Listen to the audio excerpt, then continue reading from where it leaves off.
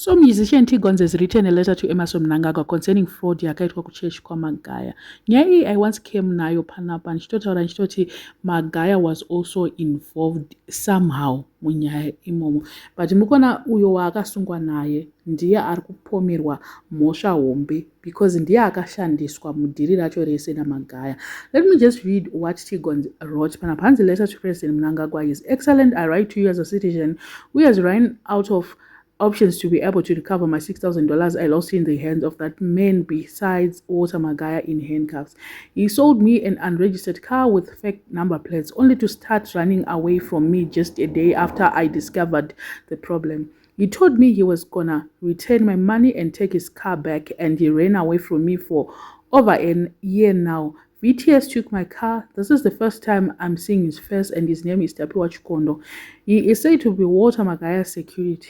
I tried to reach out to Walter Magaya for help, but I only got $30 for fuel, and he asked me to come the next day, and he avoided me since then.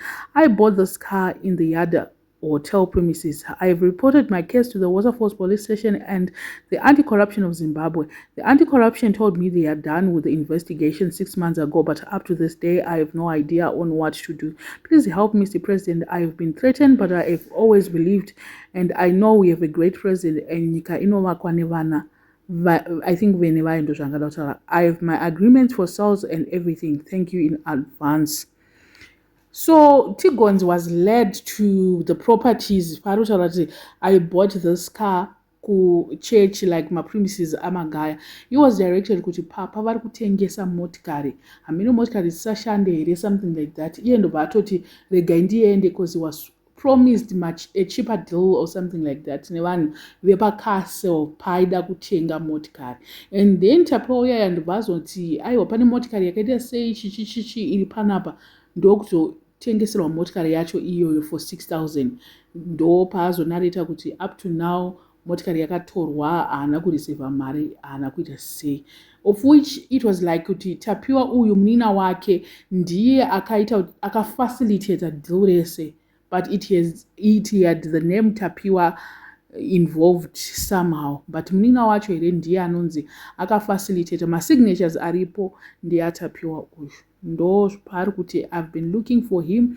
Nyaya yakatanga yambonzi motikari dzacho ndedzaMagaya, aitoenda ikoko paakazopiwa $30 naMagaya yefuel. Aitoenda kwaMagaya onzi ndimirire, wozouya wozoita sei. Asvika 12 midnight akamira pamapremises aMagaya. Magaya akamufonera kuti ndiri kuuya ndozoita sei. Up to now that matter was never resolved. Indoti aiwa ngavaiswe mujeri vakomana. Ndo zvatakatongomirira mbavha dzese varoyi mujeri, vese vanorepa vese mujeri, ngavaende imomo. I think kuti ameno, is this the proper channel yanga ifanira kuitwa naTigons yekunyorera president since ashaya zvake help kumwe kwese uko? Ameno tanga sifanira kusainvolva here vepa like vamwe vamaministries madiki, not kutega president because president hapana munhu wanosunga uko. Mbavha imbosunge mumwe mbavha. Tigons should just go to the police and add more charges. Chet pakadai so ndo panenge paaeasy kuti vanhu vatorimo mukati kudhara. Iye akaenda akanoti munhu uyu matomubata, kesi yangu yakamira so I'm sure it will be so easy because anga asingabatike pesapa. Mnangagwa will not do anything. Nyika yedu asiri vhesi. What I've discovered is nyika yedu is very nice. We report matters straight to the president. Munonakidza. Ukangoita uyu kako akutoti president wacho hapana nitori nemusoro wakazara mvura. MuZimbabwe kana usina hama iri kumusoro uko, aiwa, I'm very sorry. You might shout all you want, but hapana. Kana usina munhu waunoziva mugovernment ndo zvazvinongopera. 6,000 iyo yakatongorova hapana. Nyaya yake rega itonoti nenda kupi. Handiti ati we've got a great president, ndo zvaataura, and I know we've got a great president, and nyika inovakwa nevene vavo. Aiwa, rega itione vene vacho vachamuitira zvakanaka. He should just look for a proper channel yekuita zvinhu zvacho izvi. Otherwise hapana zvichangobuda musarudza, hapana chinobuda musarudzo. Chandongoziva ndechekungoti nyange ati president wasunge munhu waite sei, hameno kuti ndo intention yake here. Ngangopedzisa nekungoti mbavha isunge imwe mbavha, tatopedza so. Let me know in the comment section what are your thoughts. So subscriber, please make sure that you are subscribed, and see you in my next video. Tell your friend to subscribe, and if you have reached this extent without subscribing, I'm judging you. Please support. Support. You cannot reach this extent without leaving your subscription. Ipapo.